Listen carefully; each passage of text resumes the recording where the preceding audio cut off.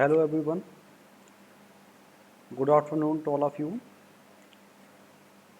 मैं doctor Jaswant Singh AK college Shikohabad. हम लोग डिस्कशन कर रहे हैं साइकोलॉजी में स्टेजेज ऑफ डेवलपमेंट। चलिए चलते हैं इसी के साथ। The topic is growth and development and the sub topic is stages of development.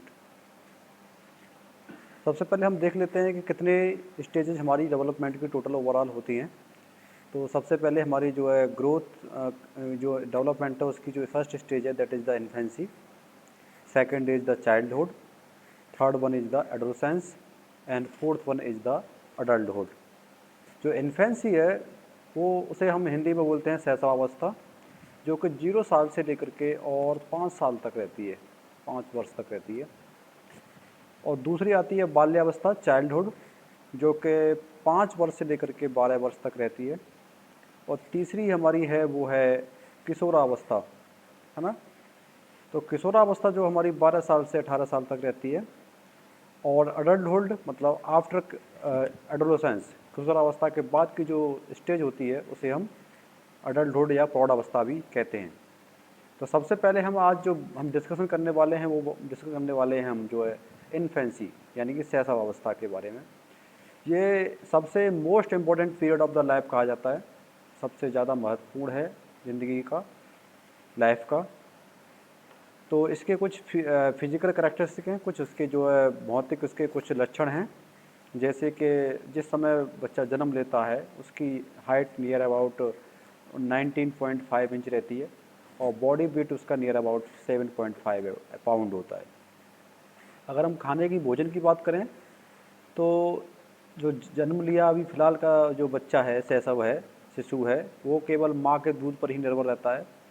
अगर हेयर की बात करें तो उसके सिल्की एंड सॉफ्ट हेयर होते हैं। स्किन का जो कॉम्प्लेक्सन है, स्किन का जो रंग है वो जो है 15 दिन के बाद, जन्म के 15 दिन के बाद में फिक्स होना शुरू होता है। उससे पहले वो उसका जो कलर है, बॉडी का कॉम्प्लेक्सन है, वो चेंज करता रहता है। नॉर्मल जो ड्यूरेशन है स्लीप का वो नियर अबाउट 15 से 20 घंटे तक वो करीब सोता है ना। और रोता जब है जब वो भूखा होता है ना, या उसे कोई समस्या होती है, प्रॉब्लम आती है, उस समय वो रोता है। अभी हम बात करते हैं सेम उसी के बारे में। साइकोलॉजिकल फैक्ट हैं कुछ इसके इन्फेंसी के, है ना। अगर हम फ्राइड के अकॉर्डिंग देखें तो मनुष्य जो कुछ बनना होता है वह 4 से 5 वर्षों में ही बन जाता है। यानी कि इसमें जो विकास की जो इम्पोर्टेंस है, जो इसका रेशियो, जो अनुपात है, वो बहुत ही ज़्यादा होता है। यानी कि जितना बनता है वो उसका पूरा ओवरऑल बॉडी इसका डेवलपमेंट जो होता है उसके जीवन काल में, उसका आधे से ज़्यादा जो डेवलपमेंट है वो 4-5 वर्षों में ही हो जाता है। क्रो एंड क्रो के अनुसार अगर हम देखें तो ये जो है 20वीं शताब्दी को, जो हमारी 20वीं शताब्दी चली है, वो ख़त्म हुई है ना, इसको हम बालक की शताब्दी कहा जाता है। इसको हम किसकी, बालक की शताब्दी कहते हैं, ठीक है। और गुड एनफ जो है इस बात को मानते हैं कि व्यक्ति का जितना मानसिक विकास होता है उसका आधा 3 वर्ष तक की आयु तक हो जाता है ना। इसके कुछ करेक्टरिस्टिक्स हैं इन्फेंसी के, जो शैशवावस्था है उसके कुछ लक्षण हैं, इसके बारे में हम डिस्कस करेंगे। जो सबसे पहला लक्षण है वो है रैपिडिटी इन फिजिकल डेवलपमेंट, यानी कि जो उसकी फिजिकल ग्रोथ है, फिजिकल विकास है, उसका जो फिजिकल उसकी जो इंक्रीमेंट हो रहा है वो बहुत ही तीव्र गति से होता है, ठीक है। और सेम कंडीशन आती है हमारी मेंटल डेवलपमेंट के साथ में, जो विकास की जो मानसिक विकास है उसका वो भी बहुत तीव्र गति से होता है। और तीसरे पॉइंट पर हमारा है रैपिडिटी इन लर्निंग प्रोसेस, यानी कि जो अधिगम की प्रक्रिया है, सीखने की प्रक्रिया है, वो भी बहुत फास्ट होती है, वो भी काफ़ी स्पीड से होती है ना। लाइव इमेजिनेशन, है ना, जो प्रत्यक्ष रूप से चल रहा है उसका काल्पनिक यानी कि उसका इमेजिनेशन काफ़ी फास्ट होता है। 5वें नंबर पर हमारा जो करेक्टरिस्टिक है वो है डिपेंडेंसी ऑन अदर्स, यानी कि इस उम्र में जो बच्चा रहता है वो दूसरों पर निर्भर रहता है ना। अगला हमारा जो गुण लक्षण है इन्फेंसी का that is the self love. Self love का मतलब है आत्म प्रेम, है ना, स्वप्रेम, यानी कि वो किसी के बारे में नहीं सोचता, वो केवल और केवल अपने बारे में सोचता है, ठीक है। अगला हमारा जो पॉइंट है that is the lack of morality. 7 points है lack of morality. It means जो हमारा इन्फेंसी का जो अगला लक्षण है उसका मतलब है कि उसमें मॉरलिटी का अभाव होता है, यानी कि नैतिकता नहीं पाई जाती, क्या सही कर रहा है क्या गलत कर रहा है, बस उसको एंजॉय होना चाहिए, है ना।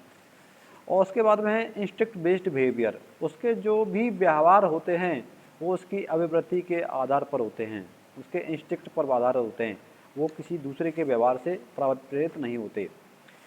उसके बाद में अगला हमारा पॉइंट है that is the development of social feeling, है ना। इन्फेंसी जैसे जैसे बढ़ती जाती है, यानी कि इसकी उम्र बढ़ती जाती है, उसमें सोशल फीलिंग की भावना का विकास होने लगता है, यानी कि जब छोटा बच्चा होता है वो अकेला अकेला खेलता रहता है, लेकिन जैसे जैसे बच्चा बड़ा होने लगता है वो अपने मित्रों के साथ खेलना पसंद करता है ना।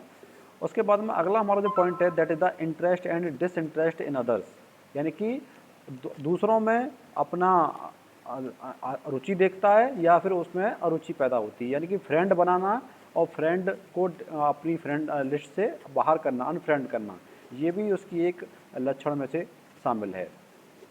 फिर आता है रिपीटेशन टेंडेंसी, यानी कि जो भी एक्टिविटी होती है चाहे फिजिकल हो मेंटल हो, वो उसको बच्चा जो है बार बार करने का प्रयास करता है, उसे अच्छा लगता है वो बार बार करता है, चाहे वो अच्छी हो या खराब हो, है ना।